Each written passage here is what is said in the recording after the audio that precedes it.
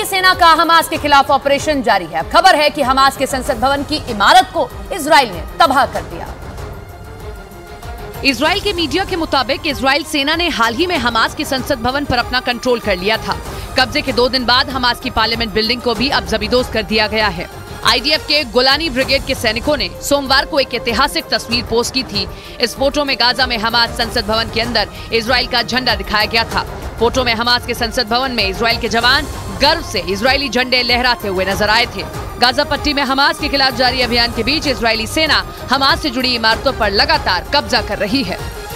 अल शिफा अस्पताल में हमास के लड़ाकों और इजराइल की फौज के बीच भयंकर जंग छिड़ने की खबर आई और अल शिफा अस्पताल धमाकों से गूंज उठा, जिसके बाद हमास और फिलिस्तीन की सरकार ने इजराइल पर निशाना साधा। लेकिन इजराइल की सेना ने दलील दी कि उसके निशाने पर केवल और केवल हमास के लड़ाके हैं, जिन्हें उसने अल शिफा अस्पताल में घुसने से पहले चेतावनी दे दी थी और उन्हें 12 घंटे का अल्टीमेटम दिया था, लेकिन हमास के लड़ाकों ने हथियार नहीं डाले। जिसके बाद इजराइल की सेना ने गाजा में हमास के कमांड सेंटर को खत्म करने के लिए सबसे बड़ा हमला किया। हालांकि इस दौरान उसने हमास के लड़ाकों के सामने आत्मसमर्पण का विकल्प खुला रखा, लेकिन हमास के लड़ाके इजराइल से 2-2 हाथ करने को तैयार दिखे, जिसकी वजह से गाजा का सबसे बड़ा अस्पताल जंग के मैदान में बदल गया। क्योंकि इजराइल को यकीन है कि अल शिफा अस्पताल के ठीक नीचे हमास का कमांड सेंटर है और इसीलिए लगातार 3 दिनों तक इजराइल की सेना ने अल शिफा अस्पताल की घेरेबंदी की और अस्पताल के अंदर बमबारी से पहले उसके आसपास के इलाकों में बम बरसाए।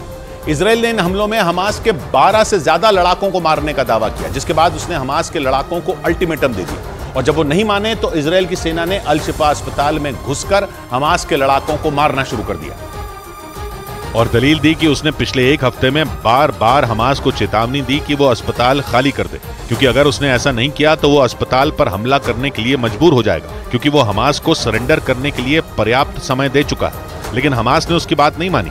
उल्टा उसके लड़ाके अस्पताल के अंदर से इजराइल पर हमला करने लगे, जिससे माहौल बिगड़ गया। क्योंकि हमास के आतंकियों के पलटवार से अल शिफा अस्पताल का माहौल और भी बिगड़ गया और वहां मौजूद आम लोगों की जान खतरे में पड़ गई।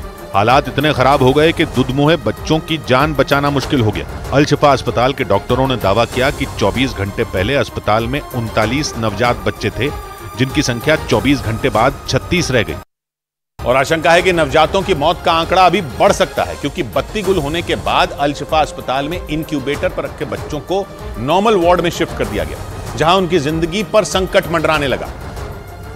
और सबसे डरा देने वाली खबर तो तब आई जब अल शिफा अस्पताल में समय से पहले 4 ऐसे बच्चों का जन्म हुआ जिनकी मां की मौत हो चुकी थी। अल शिफा अस्पताल के एक डॉक्टर ने दावा किया कि बच्चों की मां की मौत के बाद सी सेक्शन से उनकी जान बचाई गई। आसान शब्दों में कहें तो मां के शव का ऑपरेशन करके बच्चों की जिंदगी बचाई गई। लेकिन बिजली न होने की वजह से अब भी उनकी जान बचाना मुश्किल हो रहा है, क्योंकि इजराइल की सेना अल शिफा अस्पताल में घुस गई और अस्पताल के एक हिस्से में धुआंधार गोलीबारी शुरू हो गई।